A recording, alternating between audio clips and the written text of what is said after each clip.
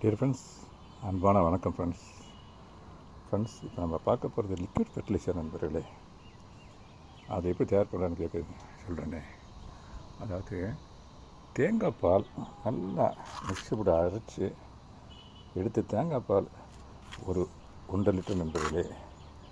சரிக்கு சரி புளிச்ச மோர், நல்ல மோரை நல்லா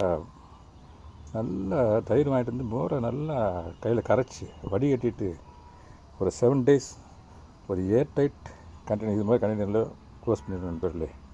மூடி வச்சுட்டு 1 week கழித்து அதை எடுத்து இந்த பாருங்கள், இந்த மாதிரி வடிகட்டியை வச்சு வடிகட்டி 100 ml ஒரு 10 லிட்டர் தண்ணியில் கலந்து இந்த மாதிரி ஸ்ப்ரேயரில் நம்ம கொடுத்தோம்னாக்க, இந்த கொடுக்குறேன் பாருங்கள் நண்பர்களே. ஒரு கையில் இது இருக்குது, மொபைல் இருக்குது, இன்னொரு கையில் இருந்தாலும் கொடுக்குறேன். இந்த மாதிரி ஸ்ப்ரேயர் பண்ணோம்னாக்க அடி உரமாக கொடுக்கலாம் நண்பர்களே. செடிகளுக்கு ஸ்ப்ரேயும் பண்ணி விடலாம் நண்பர்களே. ஆமாம் நண்பர்களே, அடி உரமாக கொடுக்கலாம்.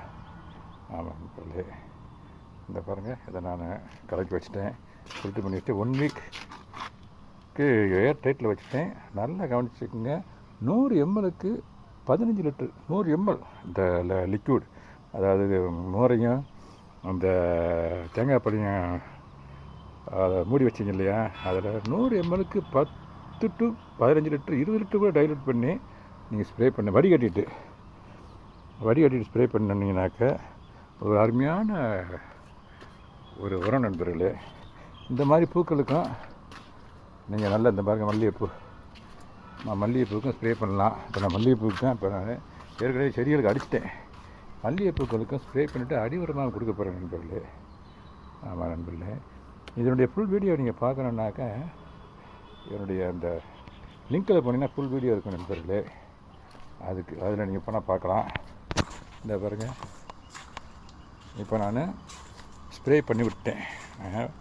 இப்போ நான் அடி உரமாகவும் கொடுக்க போகிறேன். இந்த பாருங்கள், இதில் மோந்து இந்த பார்க்குறேன் பாருங்கள், இந்த மோந்து அந்த மல்லிகைக்கு, ஏன்னா இந்த மல்லிகை வந்து எங்கள் அருமையான மல்லிகை இந்த இருக்குது பாருங்கள். ஊசி மல்லிகைக்கு ஏற்கனவே ஸ்ப்ரே பண்ணிட்டேன். அகைன் வீடியோ காண்டி நான் இதை மேலேருந்து ஊற்றுறேன் நண்பர்களே.